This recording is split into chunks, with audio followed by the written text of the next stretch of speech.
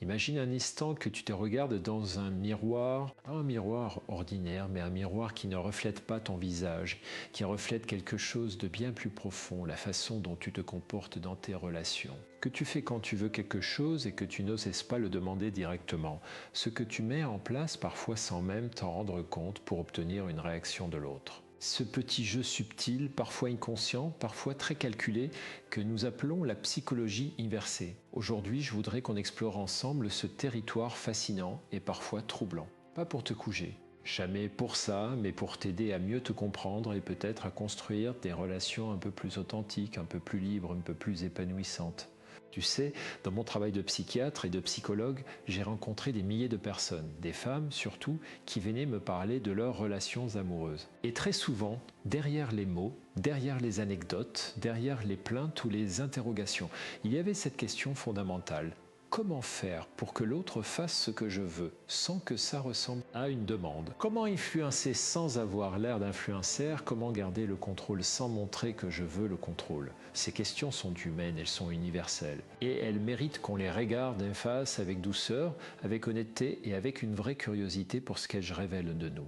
Parce que voilà ce que je crois profondément, les tactiques que nous utilisons dans nos relations ne disent pas seulement quelque chose sur l'autre, elles disent surtout quelque chose sur nous, sur nos peurs, sur nos besoins, sur nos blessures, sur notre façon d'aimer. Alors aujourd'hui, nous allons parler de 7 tactiques de psychologie inversée. Des stratégies que beaucoup de femmes utilisent consciemment ou non pour influencer un homme, pour le faire réagir, pour le garder proche ou parfois pour tester ses sentiments. Et pour chacune de ces tactiques, nous allons aller plus loin que la simple description. Nous allons nous demander qu'est-ce que cela révèle vraiment de toi? Quelle est la blessure ou le besoin qui se cachait derrière ce comportement? Et surtout, y a-t-il une façon plus saine, plus directe, plus respectueuse de toi-même d'obtenir ce dont tu as besoin? Je t'invite à écouter avec une oreille ouverte et un cœur bienveillant, pas pour te condamner si tu te reconnais dans certains de ces comportements, mais pour te donner une chance de grandir. Parce que la conscience est toujours le premier pas vers la liberté. Commençons.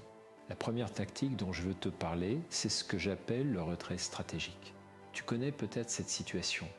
Tu es en désaccord avec quelqu'un ou tu veux qu'il fasse quelque chose et au lieu de le dire directement, tu te retires, tu deviens silencieuse, tu réponds moins aux messages, tu te rends moins disponible. Et tu attends qu'il remarque, qu'il s'inquiète, qu'il vienne vers toi. C'est une forme de psychologie inversée très courante. L'idée est simple, si je m'éloigne, il va réaliser ce qu'il a, il va avoir peur de me perdre et il va faire des efforts. Et parfois ça fonctionne. Sur le court terme, l'autre réagit, il revient, il fait des efforts. Mais qu'est-ce que cela révèle de toi? Le retrait stratégique, dans la plupart des cas, révèle une peur profonde du rejet, une peur de demander directement et d'essuyer un refus. Si tu demandes quelque chose directement, l'autre peut dire non et ce non peut faire très mal. Alors tu contournes, tu crées une situation dans laquelle c'est lui qui fait le premier pas, c'est lui qui vient vers toi et tu n'as jamais eu à te mettre en position de vulnérabilité. Je me souviens d'une femme, appelons-la Isabelle, qui venait me consulter régulièrement. Elle avait une relation avec un homme qu'elle aimait profondément, mais elle avait du mal à lui exprimer ses besoins. Alors chaque fois qu'elle se sentait négligée, elle disparaissait un peu. Elle répondait moins aux appels, elle annulait des plans. Et elle m'expliquait avec une certaine fierté que ça marchait, qu'il rappelait toujours, qu'il faisait toujours des efforts. Mais un jour, elle m'a dit quelque chose de très révélateur. Elle m'a dit « Je ne sais jamais vraiment s'il revient parce qu'il tient à moi ou parce qu'il a peur du vide. » Et cette incertitude la rongeait. Parce que le retrait stratégique crée une relation dans laquelle on ne sait jamais vraiment où on en est. On ne sait jamais si l'autre est là par amour ou par peur. La vraie question, celle que je t'invite à te poser si tu te reconnais dans cette tactique, c'est de quoi as-tu peur quand tu envisages de demander directement ce dont tu as besoin? Qu'est-ce qui t'empêche de dire simplement « j'ai besoin de plus d'attention, j'ai besoin de me sentir importante pour toi, j'ai besoin que tu sois plus présent ». Ces mots sont courageux, ils sont vulnérables. Mais ils sont aussi la seule vraie façon de construire une intimité authentique. Passons maintenant à la deuxième tactique. Celle-ci est plus subtile, mais tout aussi répandue. C'est ce que j'appelle la jalousie provoquée. Tu connais le principe, tu mentionnes un peu trop souvent un collègue, tu parles d'un ami qui t'a fait un compliment, tu publies une photo un peu plus séduisante que d'habitude et tu observes la réaction. Tu veux voir s'il réagit, s'il est halou, s'il tient suffisamment à toi pour ressentir cette petite piqûre d'inquiétude. La jalousie provoquée est souvent utilisée comme un test de l'amour de l'autre. Et derrière ce test, il y a presque toujours un doute profond sur sa propre valeur, une voix intérieure qui dit « Est-ce qu'il m'aime vraiment ? Est-ce qu'il me trouve toujours attirante ? Est-ce que je compte assez pour lui ?» Et plutôt que de poser ces questions directement, ce qui serait trop risqué, trop exposant, on crée une situation qui va forcer une réponse comportementale. S'il réagit, s'il est calou, alors la réponse est oui, il tient à moi. Mais voilà le problème avec cette logique, la jalousie n'est pas une preuve d'amour. La jalousie est une émotion complexe, souvent mêlée d'insécurité, de possessivité, parfois même de contrôle. Un homme peut être jaloux sans vraiment aimer, et un homme peut aimer profondément sans être jaloux. Quand tu provoques la jalousie, tu ne mesures pas l'amour, tu mesures l'insécurité, et si tu construis ta confiance dans la relation sur la jalousie de l'autre, tu construis sur du sable. Ce que cette tactique révèle, c'est souvent un manque de confiance en soi. Une difficulté à croire qu'on est aimable, qu'on est désirable, qu'on mérite l'amour simplement pour ce qu'on est sans avoir besoin de le provoquer ou de le tester. Et je veux te dire quelque chose avec beaucoup de douceur. Si tu as besoin de provoquer la jalousie pour te sentir aimé, c'est peut-être le signe que tu as besoin de travailler non pas sur la réaction de l'autre, mais sur ta propre relation à toi-même. Sur ta propre valeur, sur cette capacité à te dire « je mérite d'être aimé, pas parce que j'ai rendu quelqu'un jaloux, mais parce que je suis moi ». Si ce contenu t'aide à mieux te comprendre, je t'invite à laisser un like et à t'abonner pour continuer à apprendre ensemble. Chaque épisode est une invitation à aller un peu plus loin dans la connaissance de soi. Continuons avec la troisième tactique. Celle-ci est particulièrement intéressante parce qu'elle touche à quelque chose de très profond dans la dynamique des relations. Je l'appelle le désintérêt simulé. C'est l'art de faire semblant de ne pas vouloir ce qu'on veut vraiment. Tu rencontres quelqu'un qui t'attire, tu veux qu'il s'intéresse à toi, mais au lieu de le montrer, tu fais exactement l'inverse. Tu es froide, distante, tu sembles indifférente, tu réponds tard à ses messages, tu n'as pas l'air d'attendre ses appels, tu joues à la carte de la femme qui n'a pas besoin de lui. Et l'idée derrière cette tactique, c'est que les gens veulent ce qu'ils ne peuvent pas avoir facilement, que si tu sembles accessible, tu perds de ta valeur, que si tu sembles difficile à obtenir, tu deviens plus désirable. Il y a une part de vérité psychologique là-dedans, le principe de rareté est réel. Ce qui est raré est perçu comme plus précieux. Mais quand on applique ce principe à une relation amoureuse, on entre dans un jeu dangereux. Parce que le désintérêt simulé, c'est un masque, et les masques ont un coût. Ils nous empêchent d'être vraiment vus. Il se crée une relation qui est fondée non pas sur qui tu es vraiment, mais sur le personnage que tu joues. Et un jour, le masque tombe. Et l'autre découvre que la femme froide et indifférente qu'il croyait connaître est en réalité quelqu'un qui avait très envie de lui depuis le début. Et parfois, cette découverte crée une fracture dans la confiance.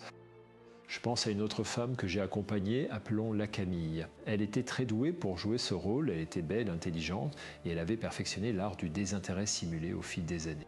Elle m'expliquait que c'était une stratégie qui fonctionnait toujours, que les hommes étaient toujours plus attirés quand elle semblait ne pas s'intéresser à eux. Mais Camille était profondément seule, parce que chaque relation qu'elle construisait était fondée sur une illusion, et elle ne savait jamais si l'homme qui était avec elle aimait vraiment Camille, ou s'il aimait le personnage qu'elle jouait. Que le désintérêt simulé révèle, c'est souvent une peur de l'intimité, une peur d'être vraiment connu, vraiment vu, et d'être rejeté pour ce qu'on est vraiment. Alors on se protège en montrant une façade.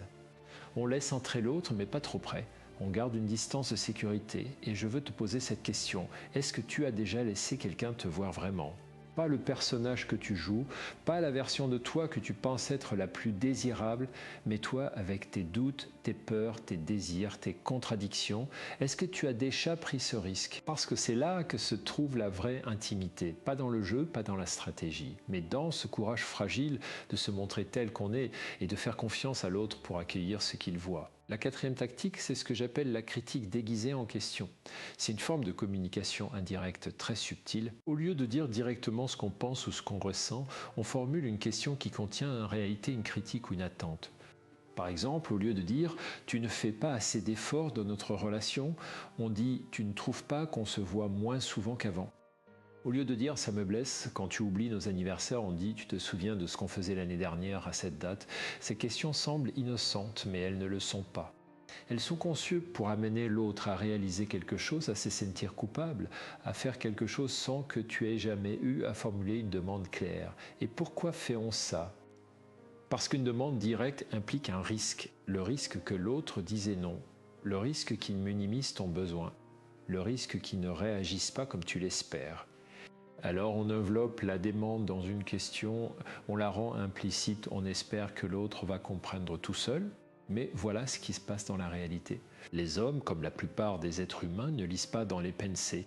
Quand tu poses une question déguisée en critique, il y a de grandes chances qu'ils ne comprennent pas ce que tu veux vraiment dire. Et toi, tu te retrouves frustré parce qu'il n'a pas réagi comme tu l'espérais, et lui, il est confus parce qu'il ne comprend pas pourquoi tu sembles insatisfaite. Cette tactique crée des malentendus. Elle crée de la frustration des deux côtés. Et elle empêche une vraie communication. Ce qu'elle révèle, c'est souvent une difficulté à s'affirmer. Une peur d'être perçue comme trop exigeante, trop émotive, trop dans le besoin. Une croyance quelque part que ses propres besoins ne méritent pas d'être exprimés clairement, qu'il faut les minimiser, les enrober, les rendre acceptables. Et je veux te dire quelque chose d'important, tes besoins sont légitimes, ils méritent d'être exprimés clairement. Pas de façon agressive, pas de façon accusatrice, mais directement, honnêtement, avec respect pour toi-même et pour l'autre. Apprendre à dire « j'ai besoin de »,« j'aimerais que ça me ferait du bien », si c'est un acte de courage, et c'est aussi un acte de respect envers la relation. Parce que tu donnes à l'autre la chance de vraiment te connaître, de vraiment répondre à tes besoins, au lieu de jouer à un jeu de devinette épuisant. Si tu trouves cette réflexion utile, je t'encourage à continuer à m'écouter et à t'abonner à cette chaîne. On a encore beaucoup de chemin à faire ensemble. Passons à la 5e tactique.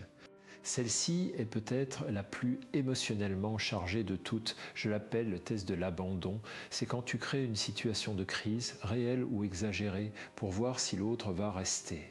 Pour voir s'il va se battre pour toi. Ça peut prendre différentes formes. Tu peux dire que tu as besoin d'espace, que tu penses que vous devriez peut-être vous séparer, que tu n'es plus sûr de la relation. Et tu attends. Tu attends de voir s'il va se battre pour toi, s'il va te supplier de rester, s'il va faire des efforts pour que vous restiez ensemble. Ce comportement a presque toujours ses racines dans une blessure d'abandon. Quelque chose dans ton histoire, dans ton enfance, dans tes relations passées, t'a appris que les gens finissent toujours par partir, que tu n'es pas assez importante pour qu'on reste, et alors tu testes. Tu crées la situation que tu crains le plus pour voir si cette fois-ci l'autre va rester. C'est un comportement profondément humain. Et je le dis avec beaucoup de compassion. Parce que derrière le test de l'abandon, il y a une douleur réelle, une blessure qui mérite d'être reconnue et soignée. Mais le problème avec ce test, c'est qu'il peut devenir une prophétie autoréalisatrice. Si tu testes l'autre suffisamment souvent, si tu crées suffisamment de crises artificielles, il y a un risque que l'autre finisse par partir. Non pas parce qu'il ne t'aimait pas, mais parce qu'il est épuisé par l'instabilité, par l'incertitude, par la sensation de marcher sur des œufs, et alors la blessure d'abandon se confirme. Et la prochaine fois, tu testeras encore plus fort. Comment sortir de ce cycle ? En commençant par reconnaître la blessure, en te disant « j'ai peur d'être abandonné ». C'est une peur réelle, elle a une histoire, elle mérite d'être entendue. Et peut-être en cherchant un espace avec un thérapeute ou dans une pratique des développements personnels pour travailler sur cette blessure à la racine et aussi en apprenant à communiquer cette peur directement. Pas en créant une crise, mais en disant à l'autre « j'ai parfois peur que tu partais, j'ai besoin de me sentir en sécurité dans notre relation ». Ces mots sont vulnérables, mais ils ouvrent une vraie conversation. Ils invitent l'autre à te rassurer, à s'engager, à être présent d'une façon qui soit réelle et non forcée par un test. La 6e tactique est celle que j'appelle la comparaison stratégique. C'est quand tu mentionnes d'autres hommes, d'anciens partenaires, des amis, des collègues, de façon à montrer à l'homme avec qui tu es qu'il y a une concurrence qui n'est pas irremplaçable, qui pourrait être remplacée s'il ne fait pas d'efforts. Mon ex m'offrait toujours des fleurs. Mon collègue m'a dit que je méritais quelqu'un qui me traite mieux. Il y a un homme au travail qui me regarde d'une façon très particulière. Ces phrases semblent anodines, mais elles sont conçues pour créer une légère pression, pour que l'autre se sente en compétition, pour qu'il fasse des efforts par peur de te perdre au profit d'un autre. Et encore une fois, sur le court terme, ça peut fonctionner. L'autre peut réagir, faire des efforts, devenir plus attentionné. Mais sur le long terme, cette tactique crée une relation fondée sur la peur et la compétition plutôt que sur l'amour et la confiance. Et ce qu'elle révèle, c'est souvent un manque de confiance dans sa propre valeur. Une croyance que l'autre ne va pas rester par amour, qu'il faut lui rappeler régulièrement qu'il pourrait te perdre, qu'il faut maintenir une pression pour qu'il reste engagé. Mais réfléchisse un instant. Est-ce que tu veux être avec quelqu'un qui reste avec toi par peur de la compétition ? Ou est-ce que tu veux être avec quelqu'un qui reste avec toi parce qu'il t'aime, parce qu'il choisit d'être là, parce qu'il te voit et qu'il est heureux de te voir?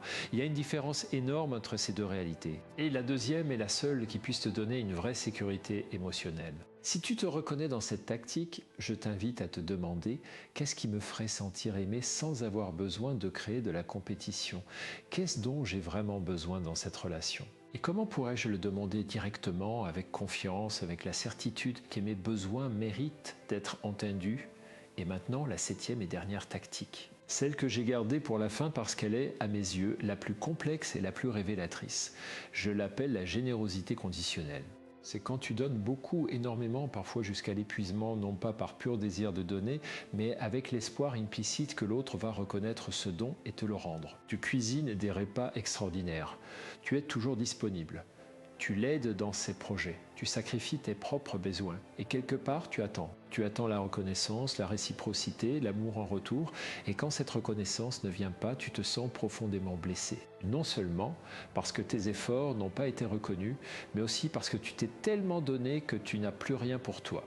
La générosité conditionnelle est souvent liée à ce que les psychologues appellent le besoin d'approbation. Une croyance profonde que pour être aimé, il faut mériter cet amour. Qu'on ne peut pas être aimé simplement pour ce qu'on est, mais qu'il faut constamment le gagner, le prouver, le justifier. Et cette croyance a souvent ses racines dans l'enfance, dans des relations avec des parents ou des figures d'attachement qui donnaient leur amour de façon conditionnelle, qui aimaient quand tu étais sage, quand tu réussissais, quand tu étais utile, et qui étaient moins présents quand tu avais besoin d'eux, sans avoir rien à offrir en échange.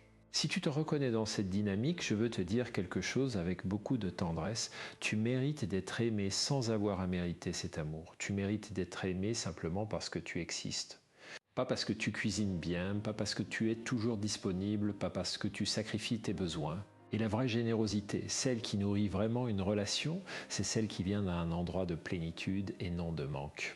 C'est donner parce qu'on est heureux de donner, parce qu'on a quelque chose à offrir, parce qu'on le choisit librement et non parce qu'on espère recevoir quelque chose en échange. Si ce contenu résonne en toi, si tu te retrouves à réfléchir à tes propres comportements et à ce qu'ils révèlent, je t'invite à laisser un like et à t'abonner. C'est une façon simple de me dire que ce travail a du sens et de continuer à recevoir ces réflexions régulièrement. Maintenant, je voudrais qu'on prenne un peu de recul parce que nous avons parlé de cette tactique. Cette façon différente d'influencer, de tester, de manipuler, parfois sans même s'en rendre compte. Et je veux être très clair sur quelque chose. Ces comportements ne font pas de toi une mauvaise personne. Ils ne font pas de toi quelqu'un de manipulateur dans le sens péjoratif du terme. Ils font de toi un être humain.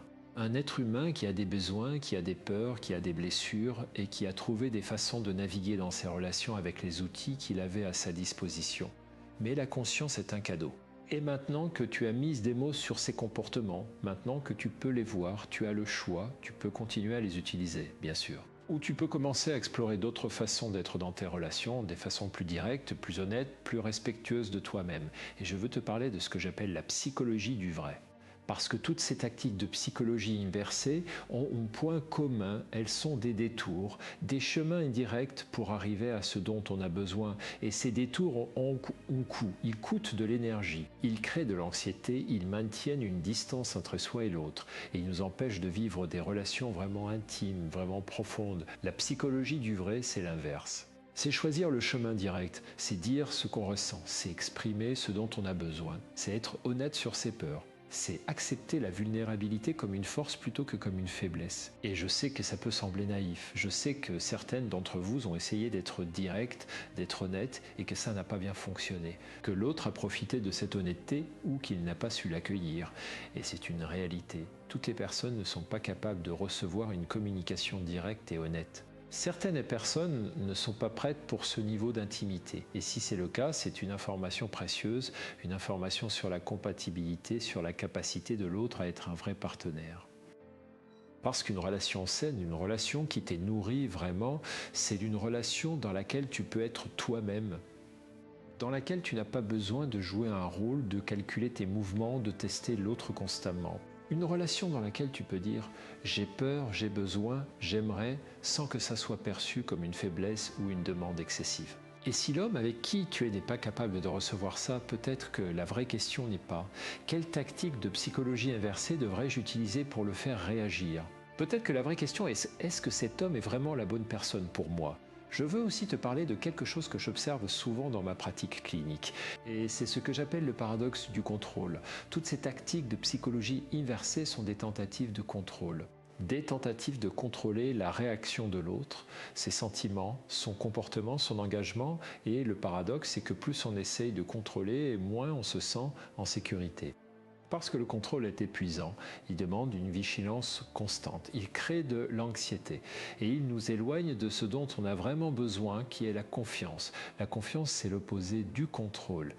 La confiance, c'est accepter qu'on ne peut pas contrôler les sentiments de l'autre, qu'on ne peut pas forcer quelqu'un à nous aimer, à rester, à faire des efforts. Et que si on doit forcer, si on doit manipuler, si on doit utiliser des tactiques pour maintenir l'autre dans la relation, alors peut-être que la relation n'est pas là où elle devrait être. La confiance, c'est aussi se faire confiance à soi-même, se faire confiance pour survivre si l'autre part, se faire confiance pour trouver quelqu'un d'autre si cette relation ne fonctionne pas, se faire confiance pour être heureuse même seule, si nécessaire.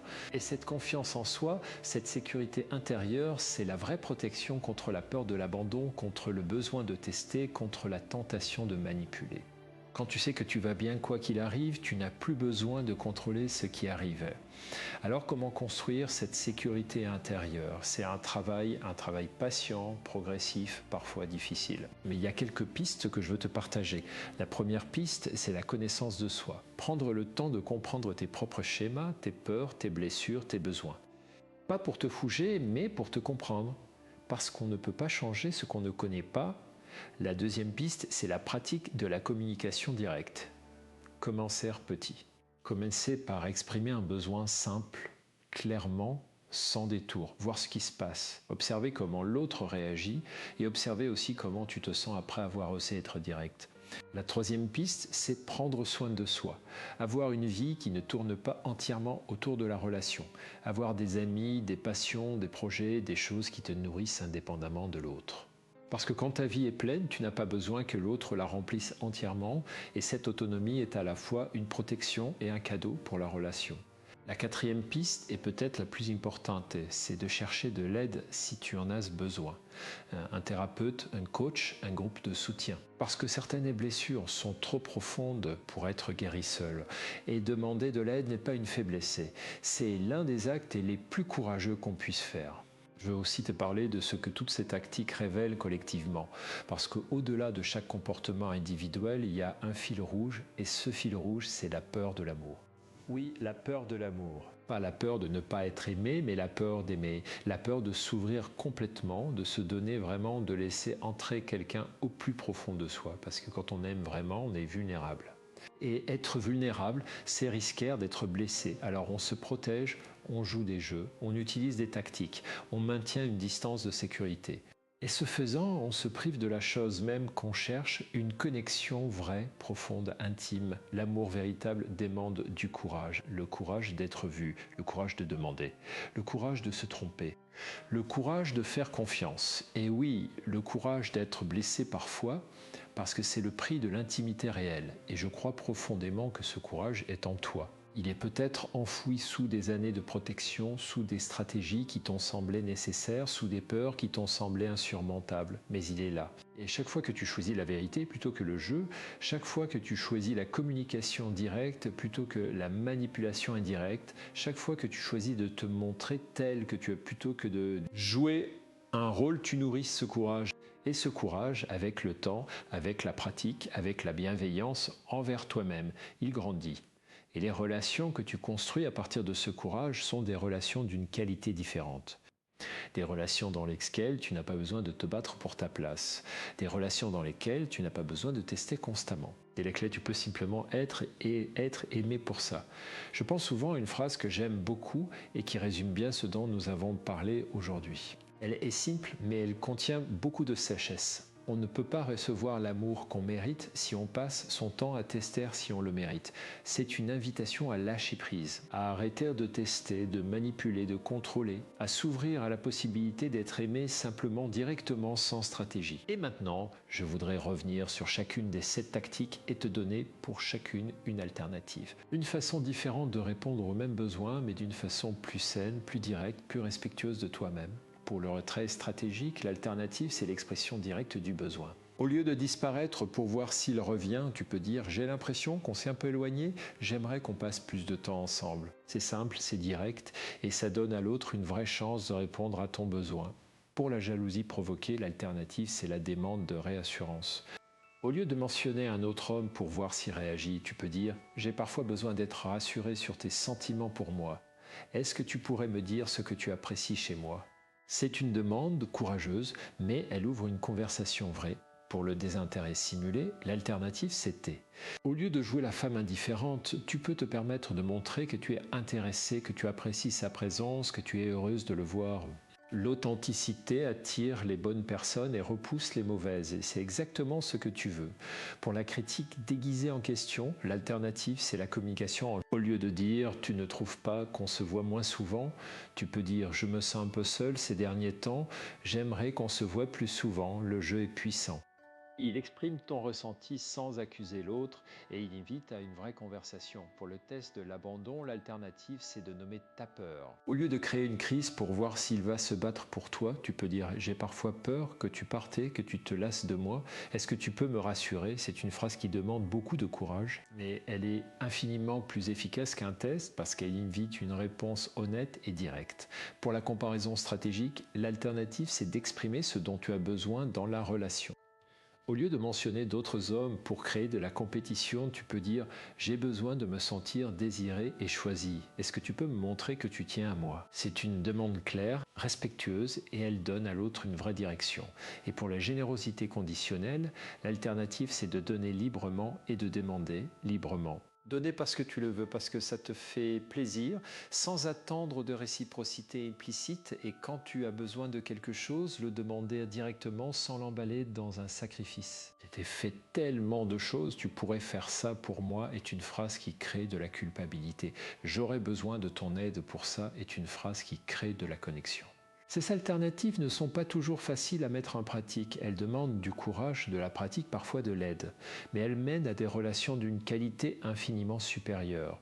Et je veux te dire quelque chose d'important avant de conclure. Le fait que tu aies écouté jusqu'ici, le fait que tu te sois posé ces questions, le fait que tu aies peut-être reconnu certains de ces comportements en toi, c'est déjà un acte de courage. C'est déjà un pas vers plus de conscience, plus d'honnêteté, plus de liberté. La croissance personnelle n'est pas un événement, c'est un processus. C'est une série de petites prises de conscience, de petits choix, de petits actes de courage quotidiens. Et chaque fois que tu choisis la vérité plutôt que le jeu, chaque fois que tu choisis de te respecter plutôt que de te sacrifier, chaque fois que tu choisis la connexion authentique plutôt que la stratégie calculée, tu fais un pas de plus vers la femme que tu veux être. Et cette femme, elle mérite d'être aimée, vraiment aimée, pas par peur, pas par obligation, pas par habitude, mais parce qu'elle est elle-même avec toutes ses forces et toutes ses fragilités, avec toute sa lumière et toutes ses ombres. Je crois en cette possibilité pour toi, je crois en ta capacité à construire des relations plus vraies, plus profondes, plus nourrissantes. Et je crois que ce chemin commence ici, dans cette prise de conscience, dans cette honnêteté avec toi-même. Alors je t'invite à prendre un moment après cet épisode pour réfléchir. Quelle est la tactique dans laquelle tu te reconnais le plus ? Quel est le besoin ou la peur qui se cache derrière ? Et quelle serait une petite façon, juste une petite façon d'exprimer ce besoin ou cette peur plus directement ? La prochaine fois, tu n'as pas besoin de tout changer du jour au lendemain. Tu as juste besoin de commencer. Un pas, un mot, un moment d'honnêteté. Et si ce contenu t'a aidé à te voir un peu plus clairement, si ces réflexions ont ouvert quelque chose en toi, je t'invite à les partager avec quelqu'un qui pourrait en avoir besoin. Parce que ces conversations, ces prises de conscience, elles ont plus d'impact quand elles se propagent, quand elles touchent d'autres vies, d'autres histoires, d'autres cœurs. Merci de m'avoir accompagné jusqu'ici.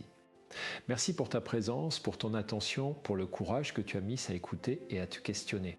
C'est un privilège de pouvoir partager ces réflexions avec toi. Si ce contenu t'a été utile, je t'invite à t'abonner et à le partager avec quelqu'un qui pourrait en avoir besoin. Chaque abonnement, chaque partage, c'est une façon de dire que ces conversations ont de la valeur, que la croissance personnelle est importante, que tu choisis de continuer à te connaître et à te construire. On se retrouve dans le prochain épisode et d'ici là, prends soin de toi, avec douceur, avec bienveillance, avec la même gentillesse que tu offres aux autres, mais dirigée vers toi-même.